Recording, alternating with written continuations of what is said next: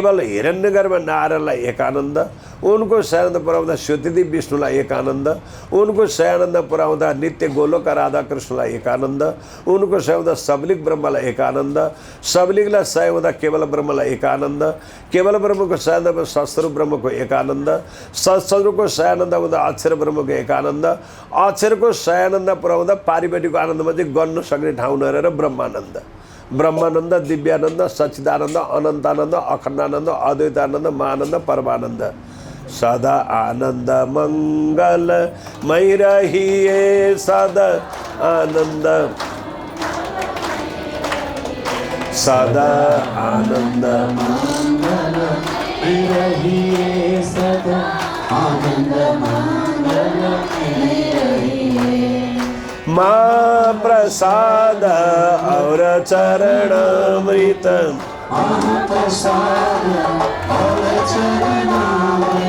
एह सुख साथ मई पाइए, सदा आनंद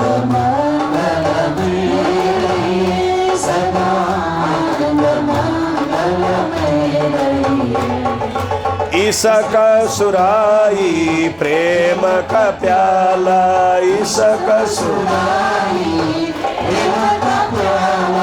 अंतर आत्म छकी रहिए, सदा अंतर आत्म छकी रहिए, सदा आनंद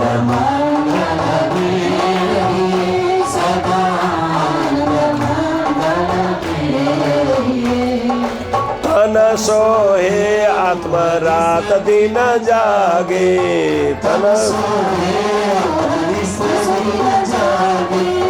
धाम धनी के चरणों में रहिए, सदा प्रणपति के चरणों में रहिए, सदा आनंद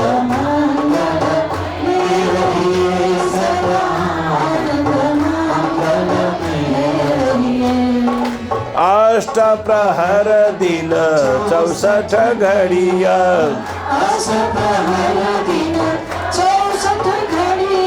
निश दिन राज राज राज कही, बाला निश दिन कृष्ण पियो धनी कही, सदा आनंद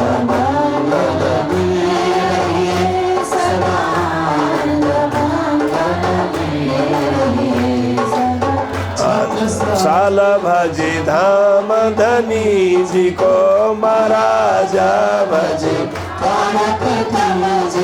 और देवन सो क्या चाहिए, श्री कृष्ण भजन में मगन रही, सदा आनंद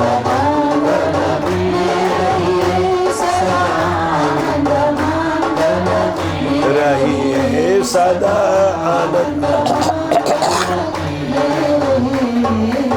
यसरी त्यो परमानन्दमा खेलेको आत्माको बिछोड भएर संसारमा भोलेको आत्मालाई देवचन्द्रजीले त्यही आनन्दको दिग्दर्शन गराउन आउनुभएको रे। अक्षरातीतको आनन्द सत सुख दियो बताए।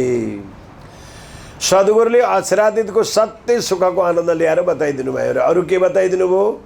शब्द सुनाए सुख व्यास के मोह छिनमे कियो उजास। सुखदेव व्यासले वर्णन गरेको व्याख्या पनि सद्गुरुले प्राणनाथजीलाई सुनाउनु भयो रे। एक छिनमै हृदयमा जागृतिपना ल्याइदिनु भयो अरे।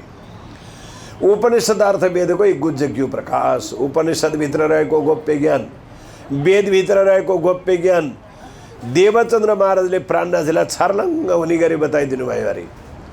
अनि अर्को के भयो भन्दा जब त्यो ज्ञान प्राणनाथजीले श्रवण गर्नुभयो, इनसे शुद्ध मोह सब भई संशय रहेन कोही। त्यसैबाट सबै शङ्का निवारण भयो अरे। कुनै पनि शङ्का बाँकी रहेन अरे। त्यो सद्गुरुको ज्ञान सुनेपछि अब प्रकृतिभित्रका कुनै पनि साधनको स्वाद बसेन हृदयमा, छर्लङ्ग भयो। बुद्धजी बिना इन मोहमे प्रकाश कैसो हे। यदि देवचन्द्रको धरतीमा यो ब्रह्मज्ञान आएको थिएन भने विश्वमा भएको शास्त्रभित्र लुकेको ज्ञान उजागर देखाइदिने व्यक्ति नआइदिएको भए यो भेद खुल्नेवाला थिएन। जब श्यामाजीको अवतार देवचन्द्र भएर आएर लगभग 35 वर्षसम्म मिहिनेत गरेर खोजेर पूर्णब्रह्ममा रिजाएर पूर्णब्रह्मद्वारा तारतम्य ज्ञान पाउनुभयो, त्यही तारतम्य ज्ञानको सूत्रद्वारा प्राणनाथजीलाई छर्लङ्ग भयो। अनि प्राणनाथजी यहाँ के भन्नुहुन्छ भने सँगी जो अपनी सुमी गए माए भोल, देवचन्द्र सँगै बस्नेले सम्झन सकेनन्, तर देवचन्द्रजीको ज्ञान प्राणनाथजीले पूर्ण रूपले बुझ्नुभयो। तो क्यों सम्झे जीव मूलको जहाँ कि निन्द्रा मूल, जसको मूलै निन्द्राको छ भने उसले ब्रह्मज्ञान कसरी बुझ्थ्यो। तर सद्गुरुले के गर्नुभयो अरे भने तो पिया मोहे अपने जान के अन्तर्दै सम्झाए। यो मेरी नै श्यामाजीको नजिकै बसेकी, म राज्यको नजिकै बसेकी इन्द्रावती, यो मेरी सङ्गिनी हो परमधामकी, यसलाई मैले भेद खोल्नै पर्छ भनेर मेरा सद्गुरुले मलाई चाहिँ जगाइदिनु भयो भन्नुहुन्छ। अन्तर्दै सम्झाए, ना तो आद के संशय बोलो सो क्यों करे मेटो जाए, नत्र म पनि त सुरुदेखि अन्त्यसम्म दुनियाँले माने कि शङ्काकै भुमरीमा म बन्द थिएँ नि, मलाई अक्षराधिक के महिमा खोलेको थियो र, यो सबै खोलिदिएको त मेरै सद्गुरुले त हो भन्नुहुन्छ। अब ये बित्तकौँ सैनको और जाहेर देऊ बताए। मलाई प्रश्न भइसकेपछि सुन्दर साथलाई म ज्ञान अब म प्रश्नबाट सुनाउँछु। मोए जगाई पियाले मै देऊ सब जगाए, पियाले मलाई जगाउनु म सबैलाई जगाउँछु भन्नुभयो प्राणनाथजीले। त्यस कारणले प्राणनाथजीले आफ्नो जीवन कार्यकालमा आफूले बुझिसकेपछि राष्ट्रलाई पनि तिलाञ्जली गरेर, मन्त्री पदलाई तिलाञ्जली गरेर 1722 सालबाट जागनी यात्रामा निस्कनुभएका प्राणनाथजीले 18 वर्षसम्मको निरन्तर जागनी, 18 वर्ष जागनी गर्दा देश विदेश यावत भ्रमण गर्दा जलमार्ग अनि जहाजको मार्गमा जलमार्ग, घोडाको यात्रा गरेर घोडाको मार्ग र पैदल यात्रा गरी 22,000 किलोमिटरको यात्रा गरेर जागनी गरेको प्राणनाथजीले। कहाँ कहाँ छन् त ती भोले भट्केका आत्माहरू, कसरी तिनलाई सत्मार्गमा ल्याउँ, यो प्रकारको महान उद्गार व्यक्त गर्दै 22 सालबाट निस्केर दीपबन्दरबाट प्रस्थान गर्नुभएको, पद्मपुरी आउँदा 40 सालमा आउनुभयो, 18 वर्ष लाग्यो। अनि 10 वर्ष पद्मपुरीमा बसेर अनि त्यहाँ सबै जम्मा भएका आत्माहरूलाई भविष्यमा उनी आत्माले पनि जानुन् भने यो बाणीको रचना गरिदिनु भयो। त्यहाँ बसेर 10,000 परमधाम सम्बन्धी बाणीहरू रचना भए। सुरुदेखि अन्त्यसम्ममा लगभग जैसा त्यो टिप्पणी लेखेर यसरी त्यो प्रकारको एक एक बोध हुने गरी तयार गरी यो बाणी तयार गरिदिनु भयो। र यसमा समाजलाई के प्रकारको शत्रुले बिगारेको छ त भन्ने कुरालाई उहाँको अनुभवमा थोरै भेटियो।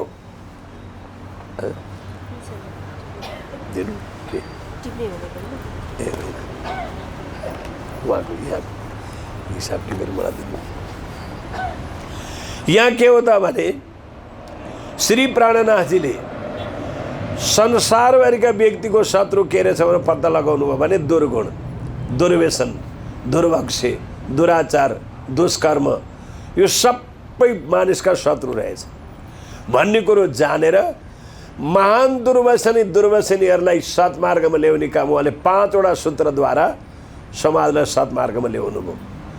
एउटा दुर्व्यसनी थिए प्राणनाथजीको कार्यकालमा विशाल धनाढ्य सेठ, नाम चलाउनमा प्रख्यात तर दुर्गुणमा परिपक्व, त्यस्तालाई पनि सही मार्गमा ल्याउनुपर्छ।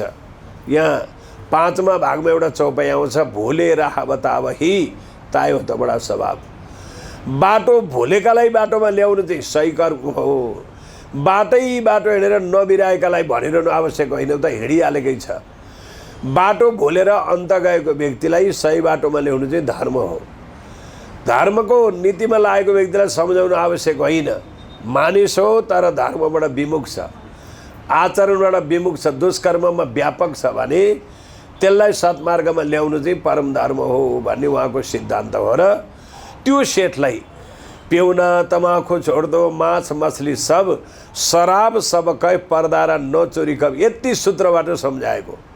जीवन पर्यन्त सुर्तीजन्य पदार्थ सेवन नगर्ने, जीवन पर्यन्त माछा मासु कसैले नखाने, मदिराजन्य पदार्थ कसैले स्वीकारै नगर्ने, ज्वातास जीवनमा कसैले नगर्ने, व्यभिचार कर्म कसैले नगर्ने, यति प्रकारबाट बचियो भने अनि तत्त्वज्ञानले हृदयमा ठाउँ बनाउँछ अनि हृदयका ढोका खोल्छन् र यथार्थ भेद थाहा हुन्छ।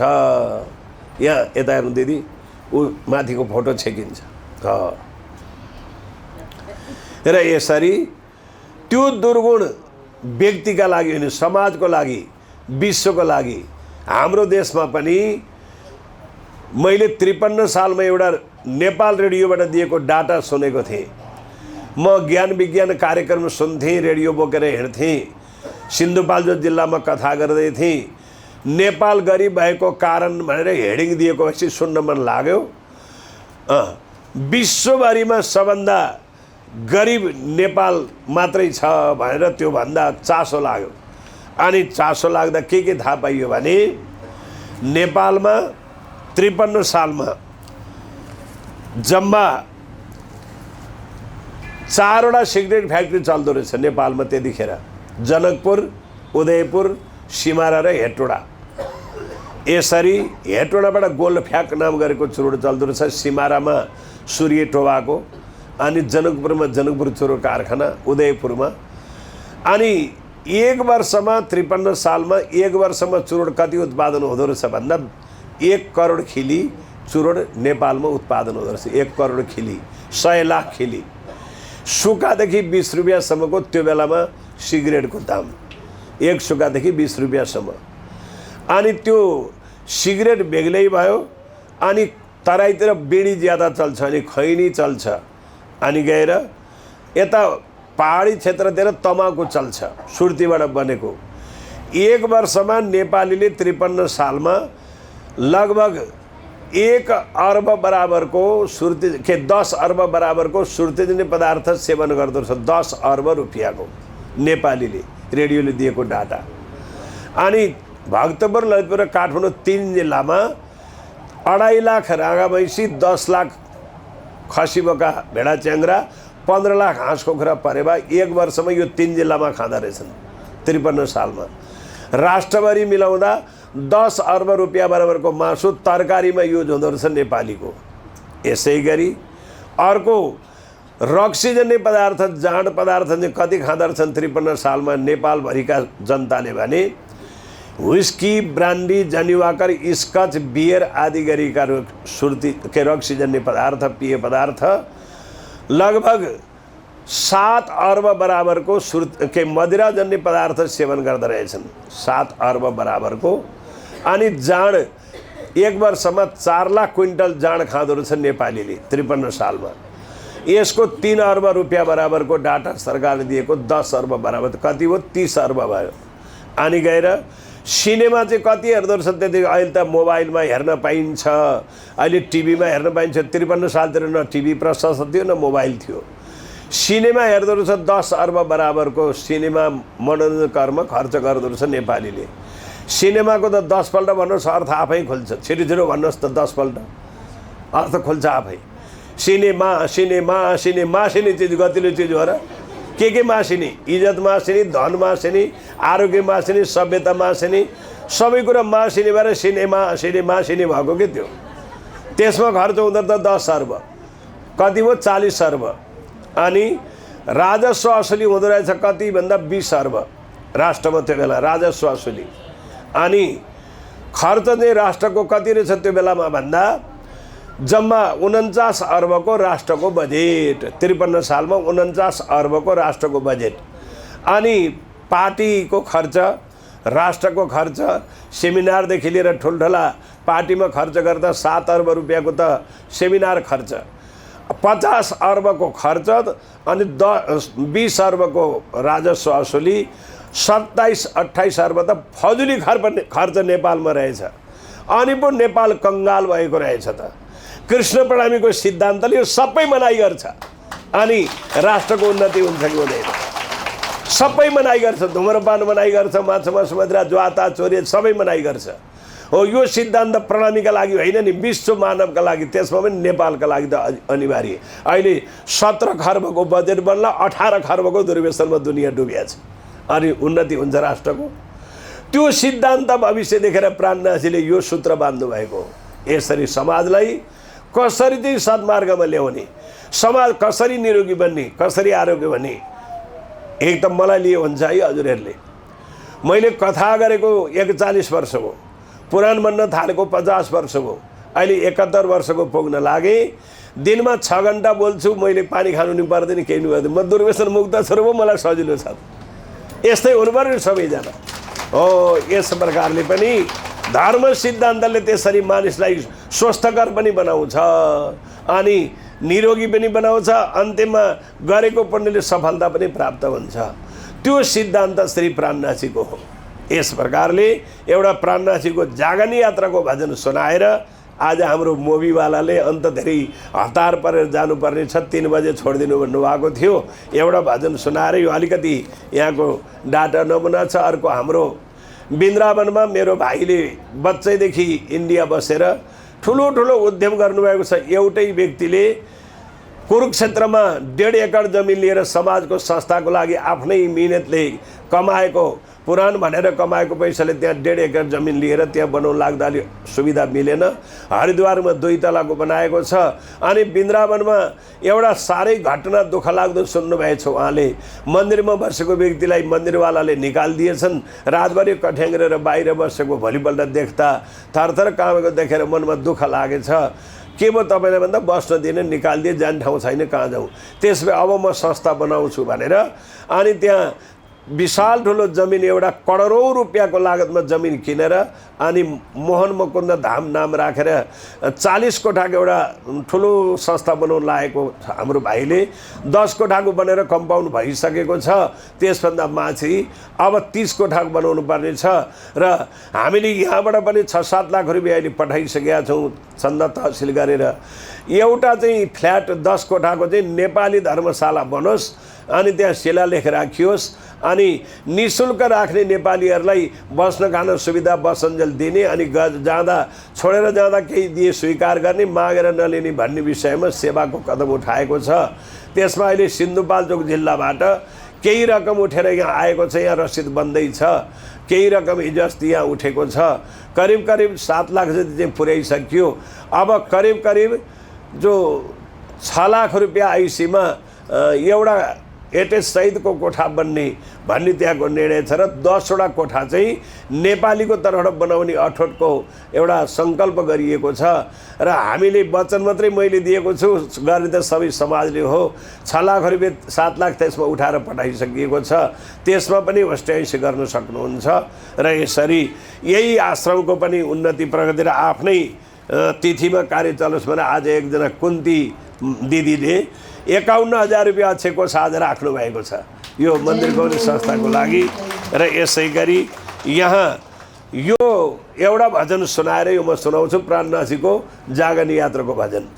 जय जय श्री प्राणनाथ महाराज प्रणामी धर्म चलाने वाले, जय जय श्री प्राणनाथ प्रणामी धर्म चलाने वाले, धर्म चलाने वाले धनी जी पार लगाने वाले, पार लगाने वाले सबको मुक्ति दिलाने वाले, जय जय श्री प्राणनाथ महाराज प्रणामी धर्म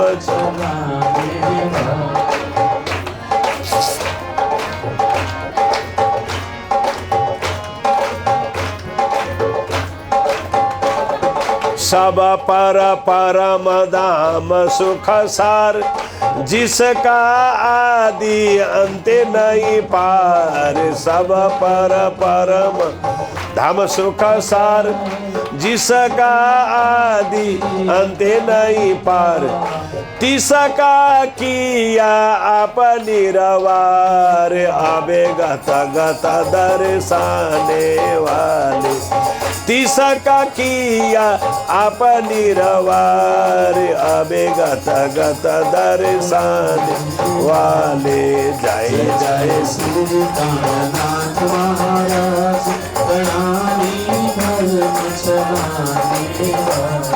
धर्म चलाने वाले धनी जी पार लगाने वाले, पार लगाने वाले सबको मोक्ष दिलाने वाले।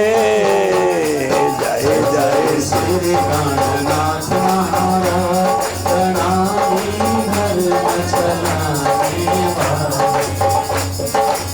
पहले ब्रिज में कियो है बिहार, दूजे रास रमण सुख सार। पहले ब्रिज में कियो है बिहार, दूजे रास रमण सुख सार। तीजे जागनी में भरतार, तार तम धन को लखाने वाले। तीजे मैं दातार, तारे तम धन को लखान वाले। जय जय श्री प्राणनाथ महाराज आपन नौतन पूरी तन धार, खोले निराकार पार के द्वार। आपन नौतन पूरी तन धार, खोले निराकार पार के द्वार। आए परिणामे भरतार, साकुंडल को जगाने। ये सुंदर लागिनु रसिती छ।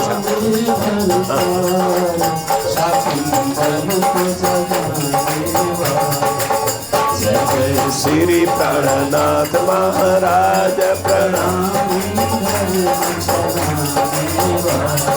यह जोगो मन अरे जगुजार, सुनियो आत्मा के आधार। यह जोगो मन अरे जगुजार, सुनियो आत्मा के आधार। इत मम फौरन देव दीदार, असरन शरण लगाने वाले। इत मम फौरन देव दीदार, असरन शरण लगाने वाले। श्री प्राणनाथ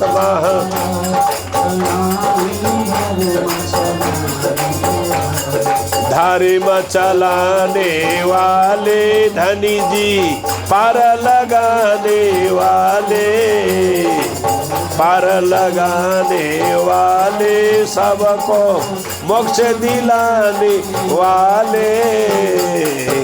जय श्री प्राणनाथ महाराज प्रणामी धर्म चलाने।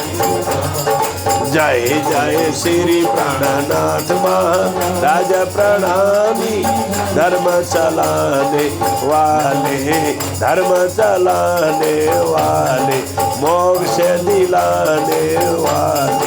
बोलो श्री प्राणनाथ प्यारे की। यस 20औं वार्षिक महोत्सवलाई आफ्नै तर्फबाट सहयोग गरे यो सबै सेवा सहकार गर्नुहुने सुन्दर साथीहरूको नाम यस प्रकार छ। रमा दिदीबाट 505 रुपियाँ, दिपा जीसीबाट 505 रुपियाँ, भगवती थाप। बोलो श्री प्राणनाथ प्यारे की, सद्गुरु महाराज की। तुम श्यान मेरे साथ जी, जिन रहो विशेष लाग। पाँव पकड़े कहे इंद्रावती, उठ खड़े रहो जाग। पाँव पकड़ के इंद्रावती, उठे खड़े रहो जाग। श्री कृष्ण प्रणामी श्री प्राणनाथ सेवा आश्रम कोटेश्वर को 20औं वार्षिक महोत्सवमा मुख्य प्रमुख वक्ताको रूपमा र आफू स्वयं संस्थापक बनिरहनुभएका हाम्रा केन्द्रीय प्रवक्ता श्रद्धेय गुरुजी कृष्ण प्रसाद सापकोटाज्यू र यस कार्यक्रममा उपस्थित हुनुभएका सम्पूर्ण सुन्दर साथजी र हजुरहरूको माझमा सङ्गीतको सरितालाई बगाइरहनुहुने सङ्गीतज्ञ मण्डलीज्यू, उपस्थित सञ्चालक समितिज्यूहरू, सम्पूर्ण सुन्दर साथजी, हिराका हार, शिरका ताज, प्रेमका पुजारी, भक्तिका अनुरागी हजुरहरू सबैको चरणार बिन्दमा सप्रेम प्रणाम स्वीकार प्रणाम सुन्दर साथजी। र हाम्रा परमश्रद्धेय गुरुजीले श्रीमद् तारतम बाणी प्राणनाथजी प्रणित दिव्य बाणीमा हजुरहरूलाई श्रीराजजीको गुणानुवाद श्रवण गराइराख्नु भएको छ।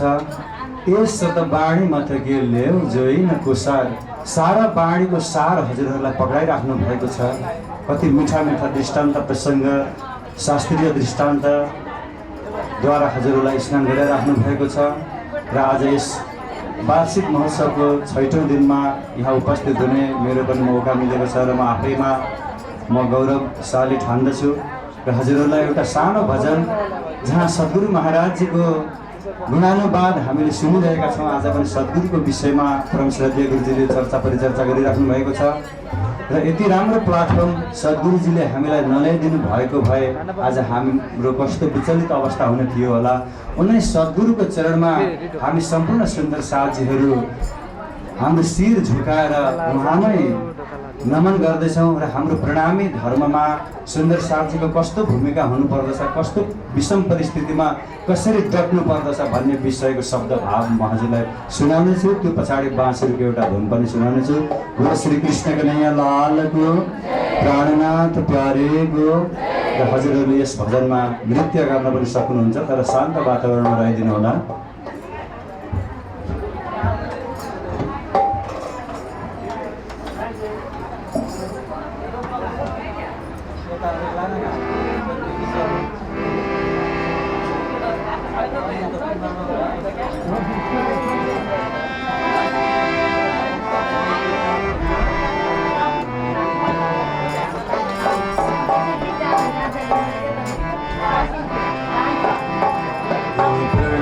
शिर झुकाए सद्गुरुको चरणमा, कृष्णजीको भक्ति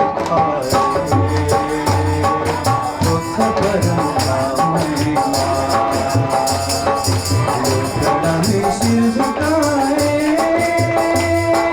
सद्गुरुको चरणमा, कृष्णजीको भक्ति पाए।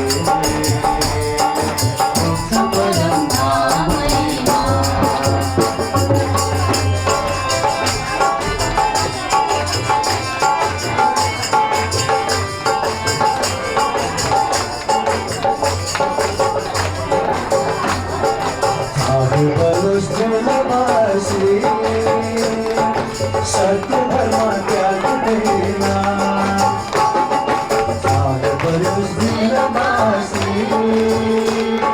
सत्य धर्म त्याग देना, करुष दंड फांसे अभक्षण को खान देना, कृष्ण जी को आए दुख पर ध्यान देना। शिर झुकाए सद्गुरुको चरणमा, कृष्णजीको भक्ति पाए परम धाममा।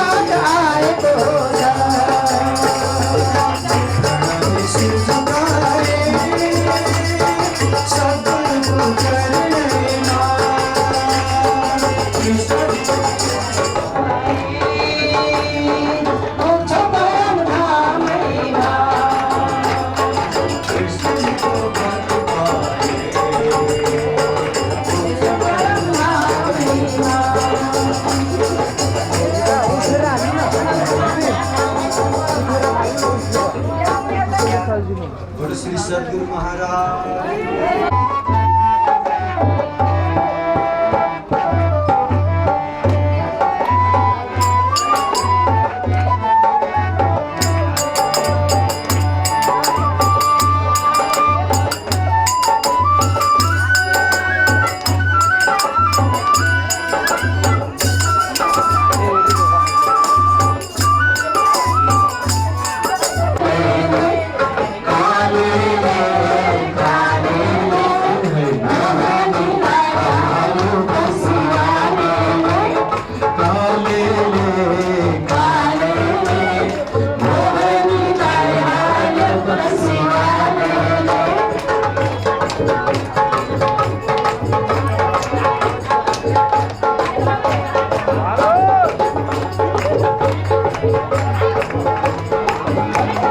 माझा कृष्ण छाडे माथुरा उचलो तुकुरा तुकुरा कृष्ण काले माझा कृष्ण छाडे माथुरा उचलो तुकुरा तुकुरा कृष्ण काले काले काले हे भगवान काय हाल कृष्ण काले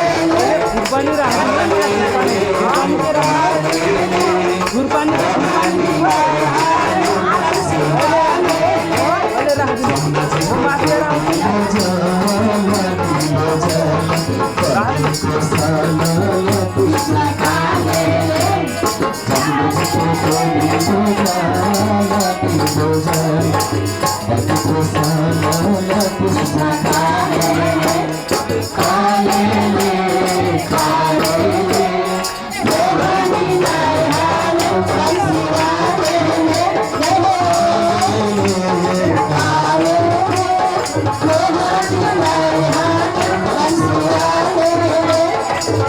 कृष्ण हाम्रो निधरै बसेका छन् तिम्रो महिमा कृष्ण काले कृष्ण हाम्रो निधरै बसेका छन् तिम्रो महिमा कृष्ण काले काले काले